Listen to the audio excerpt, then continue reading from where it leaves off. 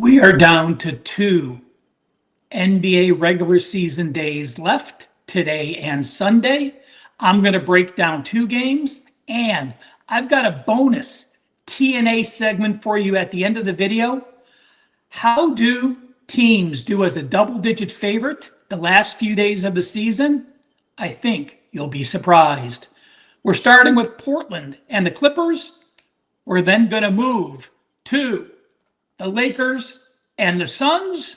And again, we'll talk about big favorites. I am Ralph Michaels. This is WagerTalk TV. It is Friday, April the 10th. Well, we've got a battle out west. The Portland Trail Blazers and the LA Clippers. Both teams are locked into the playoff position. The Clippers, the number 8 seed. Portland, the number 9 seed. And guess what? The Clippers are exactly one game ahead. They'll be tied after today if Portland pulls this out. Portland did win in LA a couple weeks ago, but the Clippers won the first two games of the season. That last game was very physical, and I'm going to share a few quotes for you. Understanding how they beat us last time is essential, Lou said. They were very physical. I thought they came in with the mindset it was a big game for them, and we've got to come in with that same mindset Friday, not easing into the game. We've got to get physical from the start. Blazer coach Tiago Splitter simply said, "This is the season's most important game for us. It shows you this will be a war." Portland, their last 7 games, 4-3 straight up and 5-2 against the spread. Their last game was a loss at San Antonio. However, at home, they've played very well. They haven't been a good big home favorite. If we exclude games of 8 or more where they did not extend the margin late against inferior teams, the Portland Trailblazers are actually 13-5 against the spread, playing in front of their home fans. We look at the LA Clippers, their last 5 games, 2-3 straight up, and the last 7 games, they've only covered 2 of those, going 2-5 ATS. LA did win and cover their last road game, but that was against the tanking Kings. They were a 13.5-point favorite. Prior to that, they failed to cover 6 straight road games. On the road, their last 26 games, as a favorite or a dog to +5, the Clippers are 11-15, so 4 games under 500. But with a total of 220 or higher, meaning they're playing that has a team that has a decent offense, they are only 2-11 against the spread. The one cover, 13.5-point favorite at Sacramento. The other cover, an 8.5-point favorite at Utah. So, what's going to determine who we're backing between these two playoff-bound teams that are fierce competitors this season? Well, basically, it comes down to the defense. The offenses are basically even. Last couple games, last 4 or 5 games, Portland has averaged 46%. The Clippers shot 53% at Sacramento, but their other 3 games, 45, 45, and 43%. So again, offenses, we'll call it a wash. The defense is the big difference in this game and the reason we're backing Portland. Over the last 8 games, the Portland defense has allowed 46.7% shooting. The LA Clippers, their D the last 7 games, 48.9%. And in their last 4 games, in 3 of those games, they've allowed 53%, 53%, and 58%. Portland strong at home.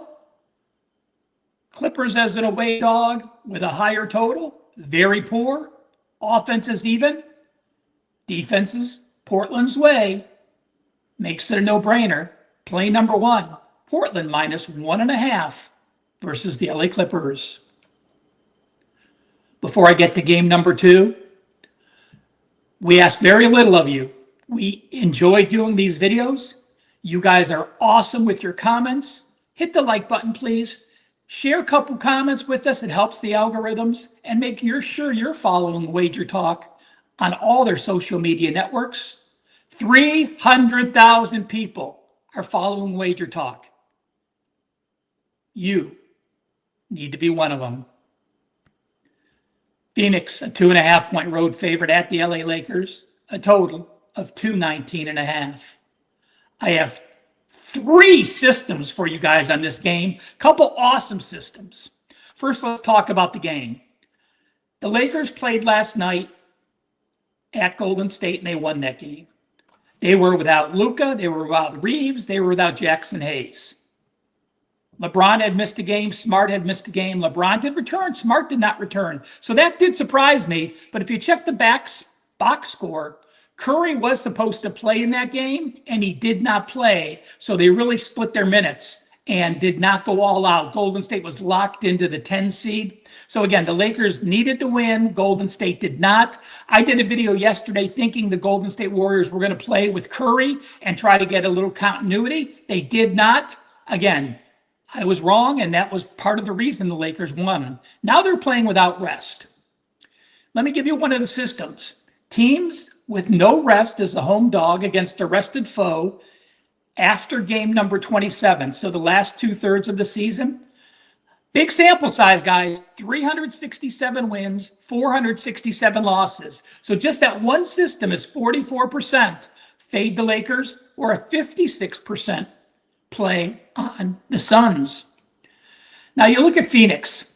Phoenix is 2-3 straight up, and they've actually failed to cover 5 straight games. But their defense has played well down the stretch, allowing 45%, 45%, and 42% their last 3 games. The LA Lakers snapped a 3-game straight up an ATS losing streak with that win last night. But their last 4 games has allowed 54, 52, 51, and 71%. The Suns have played very well on the road, facing a team with no rest. They're 6-0 straight up and 5-1 ATS. Now, the Lakers actually have good numbers with no rest this season. But again, you are going to be without Luka in this game. You are going to be without Reeves this game. Jackson is still day-to-day. They're hoping they get Smart back tonight to just add one more valuable piece to their role. But again, it's tougher to play late in the season with no rest when you're missing 2, maybe 3 starters in this game. Let me share 2 systems with you that both apply to Phoenix or fade the Lakers.